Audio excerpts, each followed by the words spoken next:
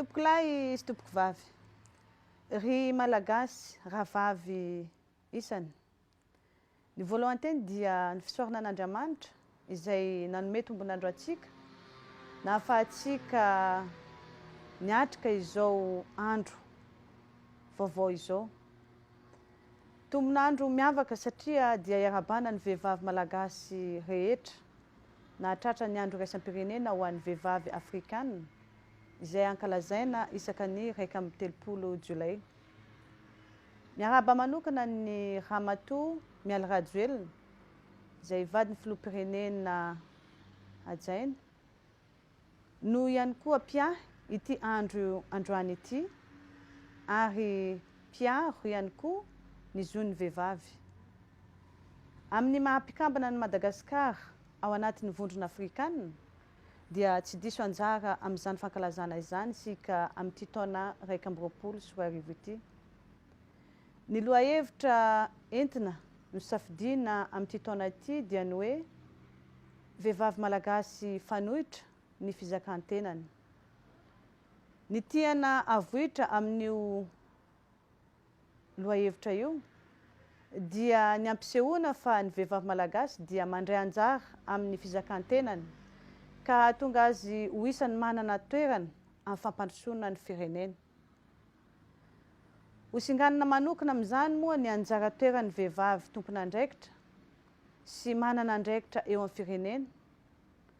Mandritra ny fankalazana izay ho atao ity dia hoentanina ireo vehivavy ireo mba tsy hanadino ny fametrahana ny miralenta, ny fampitovian-jon'ny lahy sy ny vehivavy amin'ireo sehatra misy azy ireo tsirairay avy. Ampitsahivina ihany koa fa amin'ny maha mpanapa-kevitra azy dia tokony hahay trandraka an'izany izy ireo, ka ametraka ny fitovian-jon'ny lahy sy ny vavy any amin'ny fandrindrana ny fandrafetana lalàna politika, paikady ary drafitrasa. Mandritra ity fankalazana ity dia samy hanao hetsika ny amin'ny fitalevam-paritra ny Ministeran'ny Mponina sy ny mpiara-miombonantoka ho amin'ny fampivoarana ny zon'ny vehivavy, ka tongavana amin'ny fizakan-tenany. Ny filoham-pirenena 𝗪𝗪𝗵𝗃𝘃𝘆 dia efa nametraka ny fizakan-tenany vehivavy ho anisany andry ho an'ny fampandrosoana Madagasikara ao anatin'ny 𝗩𝗲𝗵𝗶𝘃𝘃𝘆. Izany fizakan-tenany vehivavy izany dia manomboka ny amin'ny fahakeliny amin'ny fahafahany mandeha mianatra sy mamita izany hatramin'ny ambaratonga ambony, sy tsy fampanambadiana alohan'ny tovovavy, ny famelana azy ho maso-mandidy ny fahasalamany ara-pananahany, ny ahafahany mandrindra ny fiterahany, ny fanomezana asa azy, ny tsy fanilikilihana ary fanohanana ireo vehivavy manana fahasembanana, ary indrindrandrindra ny fiarovana ny vehivavy amin'izay mety ho endrika ny herisetra. Maro ny dingana sy asa nataon'ny fitondram-panjakana mba hanatanterahana an'izany rehetra voalaza tetsy ambony izay. Ato dia ho avy ny fandaniana ny lalàna hamaritana ny fitovian-jon'ny lahy sy ny vehivavy, ny politika sy drafitrasa mifanaraka amin'izany, ny fankatoavana ny didim-panjakana natao tamin'ny fampiarana ny fepetra voalazan'ny lalàna laharana 2024/𝗪𝗪𝗃𝘃𝘆, mifandraika amin'ny ady amin'ny herisetra, mifototra amin'ny miralenta.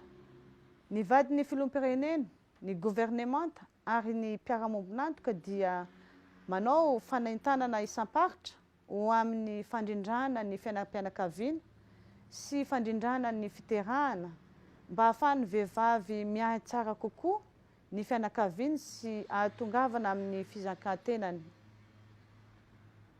Izay Ministeran'ny Mponina dia midina eny fotona amin'ny ady amin'ny fampanambadiana ny ankizy, izay ny ankizy vavy no tena miaina anatin'izany raha ny antotanisany jerena, ary mbola mitohy hatrany hatrany ny ezaka izay tanterahana. Ny fiarahantsika vehivavy mitaky ny fampiarana ny zontsika no ahafahantsika manatsara ny fiainantsika, mandrindra ny tokantranontsika, mandray anjara amin'ny fampandrosoana ny firenentsika, ary hatratra ny agenda 𝗻20 napetraka ho an'ny kontinanta afrikanina. Koa manomboka amiko aminao, amintsika vehivavy rehetra tsankanavaka, izany ezaka sy tolona izany, satria isika ihany no fanohitra ny fizakan-tenantsika. Tsy misy tokoa ny zavatra tsy vitantsika vehivavy. Mankasitraka tompoko vavy, mankatelina tompoko lahy.